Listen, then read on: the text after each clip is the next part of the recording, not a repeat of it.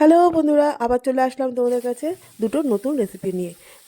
এই রেসিপিগুলো তোমরা সবাই ঘরে করে থাকো, কিন্তু আমি কিভাবে করি সেটাই তোমাদের সঙ্গে আজকে শেয়ার করব। দেখো, এখানে কাটাপোনা মাছ নিয়েছি, আর কাটাপোনা মাছটা ভালো করে গরম তেলে ছেড়ে দিলাম ভাজার জন্য।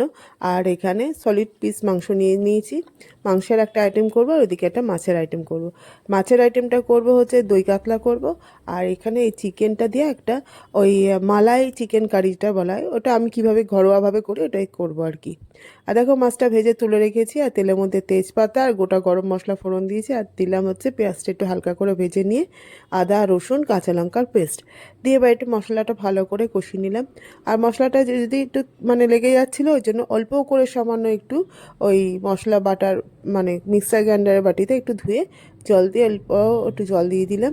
দিয়ে এবারে যে ওই একটা রুটিন মশলা, হচ্ছে তোমার জিরের গুঁড়ো, ধনের গুঁড়ো, হলুদ গুঁড়ো আর কাশ্মীর লাল লঙ্কার গুঁড়ো রং হওয়ার জন্য দিয়ে দিলাম। এবার ওই যে সলিড পিসটা মাংসের, ওটা ভালো করে ছোট ছোট করে কেটে নিয়ে দিয়ে দিলাম হচ্ছে আদা রসুন কাঁচা লঙ্কার পেস্ট। বেশি করেই করে রেখেছিলাম আদা রসুন কাঁচা লঙ্কা পেস্টটা, একটু মাছে দিতে হলো, আর দিলাম একটু চিকেনে। আর এখানে দিয়ে দিলাম একটু অল্প করে টক দই, যেহেতু মাংসের পরিমাণটা কম। এবারে এই আদা রসুন আর টক দইটা দিয়ে ভালো করে চিকেনটা মাখিয়ে নিতে হবে, দিয়ে কিছুক্ষণ এটা রেস্টে রাখতে হবে।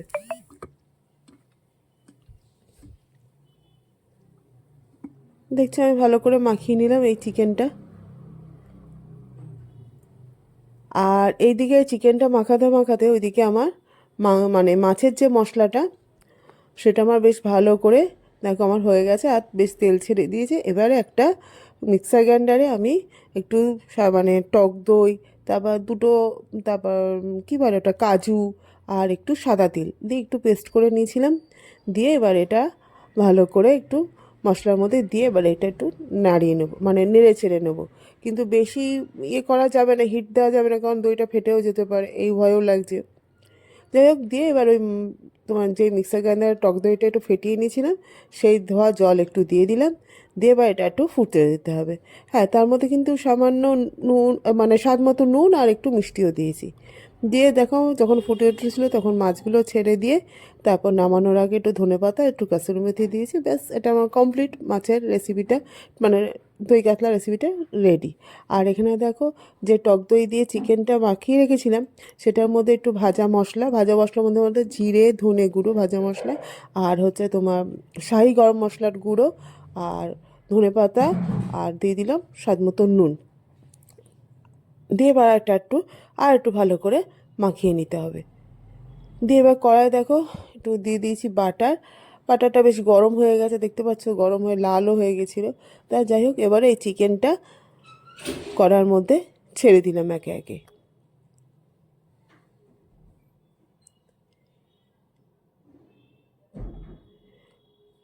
পুরোটা, পুরো চিকেনটা দিয়ে এবারে দিয়ে দিলাম একটা ঢাকা চাপা। এবার চিকেনটা হোক ততক্ষণ। দেখো, চিকেনটা বেশ ভাজা ভাজা হয়ে গেছে, আমি নামিয়ে নিয়েছি একটা বোলে। দিয়ে এবার ওই যেই কড়াতে আমি চিকেনটা এই ভাজা ভাজা মতো করেছি, সেই বোলে আমি অল্প আবার একটু বাটার দিয়ে দিলাম। দিয়ে একটা মশলা বেটে রেখেছিলাম, সেটা হচ্ছে তোমার টক দই, আর বেশ খানিকটা তোমার ধনেপাতা, কাঁচা লঙ্কা, আর হচ্ছে ওই একটু সামান্য তিল আর কি, সাদা তিল। লোকে দেয় না, তাও আমি একটু নিজের মতো করে করছি, তো এটা নিজের মতো করেই দিয়েছিলাম একটু। যাই হোক, দিয়ে এবার এটা একটু ভালো করে নেড়ে চেড়ে নেবো। নিয়ে এবার এর মধ্যে যেগুলো মশলাপাতি, একটু নুন, একটু মিষ্টি, সামান্য একটু চিনি লাগে একটুখানি, আমি দিই আর কি। এটা যার যার স্বাদ অনুযায়ী, আর স্বাদ মতো তো নুন আছে। দিয়ে এবার এটা নাড়ে চাড়িয়ে নিয়ে এবার দিয়ে দিলাম চিকেনটা, যে চিকেনটা আমি একটু ভাজা ভাজা করে রেখেছিলাম। এটা ভেবো না তোমাদের ওই চিকেন মালাইকারির মতনই খানিকটা, কিন্তু ওরকমই স্টাইলে করতে হয়, ওরকমই স্টাইলে করেছি, কিন্তু ওই ঘরোয়াভাবে আর কি বলতে পারো। তা যাই হোক, খেতে কিন্তু খুবই দুর্দান্ত হয়েছিল, রুটি পরোটা নানের সঙ্গে এটা খুব ভালো, রুটির সাথে খেয়েছি আমরা যদিও। যাই হোক, দেখো এটা আমার রেসিপিটা রেডি, এটা নামিয়েও ফেলেছি একটা বলে। তাহলে চলো, কেমন লাগলো জানিও। আজ তাহলে আসি, এই পর্যন্তই। সবাই খুব ভালো থেকো, সুস্থ